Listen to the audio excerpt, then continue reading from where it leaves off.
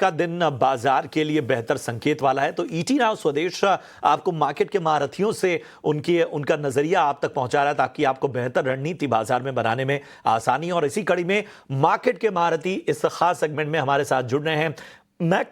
Magic investing and research के founder Manish Dangi साहब। मनीष जी, बहुत बहुत स्वागत आपका। अच्छा लग रहा है आपसे चर्चा की शुरुआत करते हुए।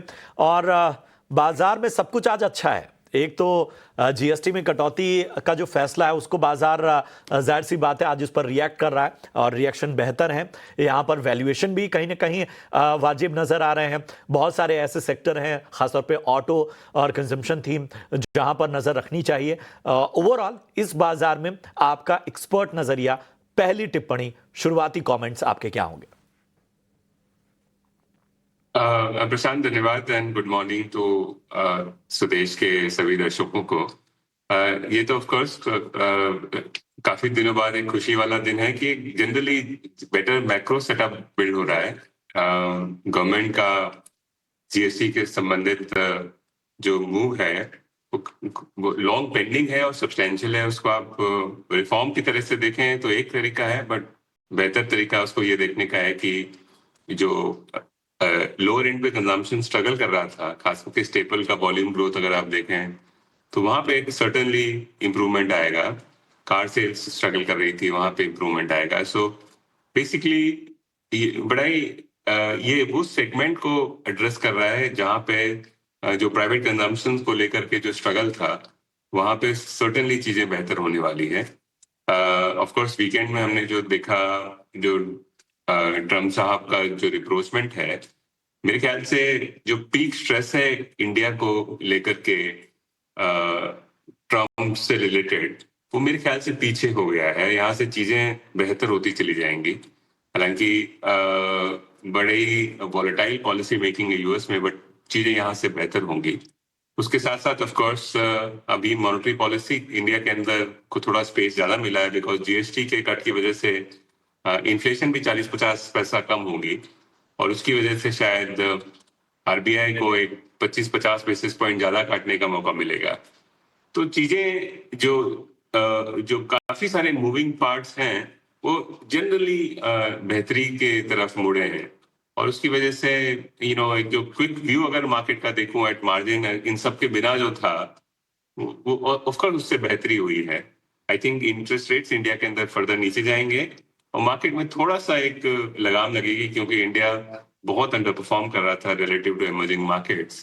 तो इंक्रीमेंटली आई थिंक चीजें यहाँ पर बेहतर लगने लगी। मनीष जी, हाय, गुड मॉर्निंग। कविता पूछ रही हूँ सवाल अब आपसे। देखिए, इंक्रीमेंटली चीज़ें बहुत अच्छी लग रही हैं भारत के लिए, आपने समझाया। मैं थोड़ा सा प्रधानमंत्री मोदी की स्पीच की ओर आपको ले जाना चाहती हूँ, जहाँ पर रिफॉर्म्स को लेकर उन्होंने बहुत तगड़ी बातें कही हैं।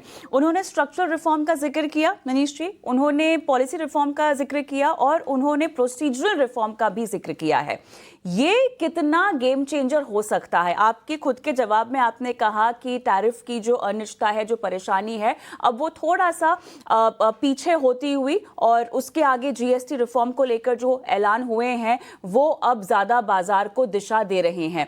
ओवरऑल ये बयान और ये कितना बड़ा गेम चेंजर आपको लगता है? क्योंकि मैं ऐसा नहीं कह सकती हूँ कि टैरिफ को लेकर हमारी अनिश्चितताएं खत्म हो गई हैं, हमारी दिक्कतें, सवाल खत्म हो गए हैं, लेकिन वो डेवलपिंग स्टोरी है। लेकिन अब पूरा जो फोकस है हमारे बाजारों का पूरी तरह से क्या वहां से हटके अब रिफॉर्म्स पर आ चुका है? जीएसटी बहुत बड़ा एक रिफॉर्म में चेंज जिसकी मांग भी थी मेरे ख्याल से काफ़ी समय। अब इन सब बातों को देखते हुए हमेशा से हम हमारे घरेलू बाजार पे और हमारे फैक्टर्स पर बहुत बुलिश थे। हम अपने फ्रंट पे तो बहुत मजबूती से खड़े हैं मनीष जी, लेकिन अब यहाँ से आगे हम कितनी मजबूती से बढ़ेंगे, सवाल अब ये भी है। सरकार ने पहले रेलवे डिफेंस पे बहुत फोकस किया, उन कंपनियों में हमने देखा कि अच्छा खासा रनअप देखा। अब कंजम्पशन पे फोकस आ गया है। क्या लगता है आपको, घरेलू फैक्टर्स पर के दम पर ही हम आगे बढ़ेंगे अगर मैं 8 महीने साल भर का नजरिया पकड़कर चलूं तो? 2-3 चीजें हैं इसमें। अगर गवर्नमेंट के रुख के हिसाब से बात करें तो एक तो रिफॉर्म को लेकर के आपने जो बात करी है, जो मोदी जी ने भी अपनी इंडिपेंडेंस डे स्पीच पे बोला, बेसिकली जब हमारे देश में थोड़ा सा we are cornered by rest of the world, और जब डिफिकल्टीज आती हैं तो आई थिंक इंडियन पॉलिटी जो है वो with in and outside reform कर पाती है। बिजनेस एज यूजुअल के अंदर रिफॉर्म करना इंडिया के लिए मुश्किल होता है, लेकिन जब मुश्किलों में रिफॉर्म आसान होता है, आई थिंक ये मुश्किल का समय है, खास करके न्यू दिल्ली के लिए अगर आप सोचें, है ना।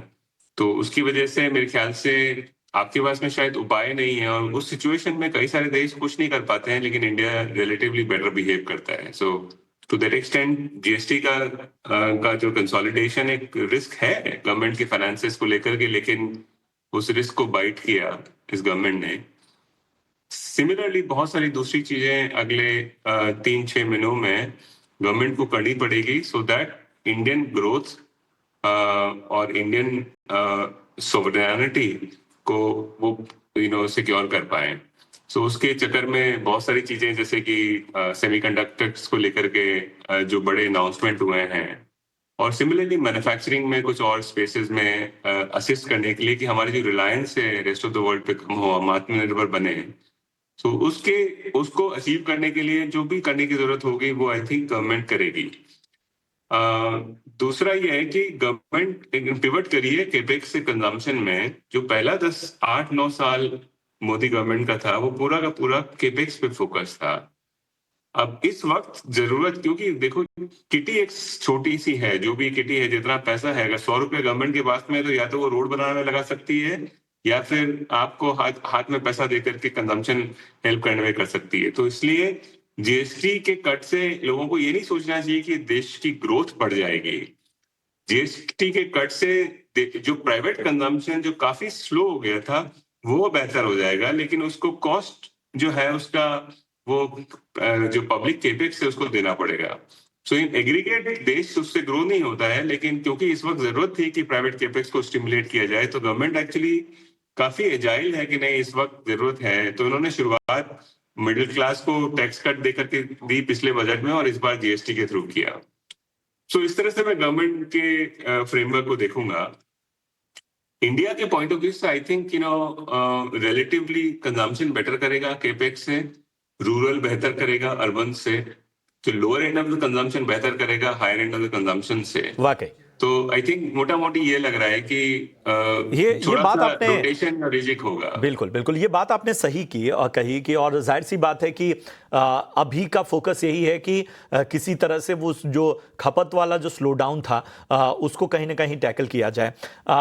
ऐसे में जरा सेक्टर्स पर हम बात करें, मतलब कंजम्पशन तो एक है ही, लेकिन और कौन कौन से सेक्टर रडार में रखने चाहिए।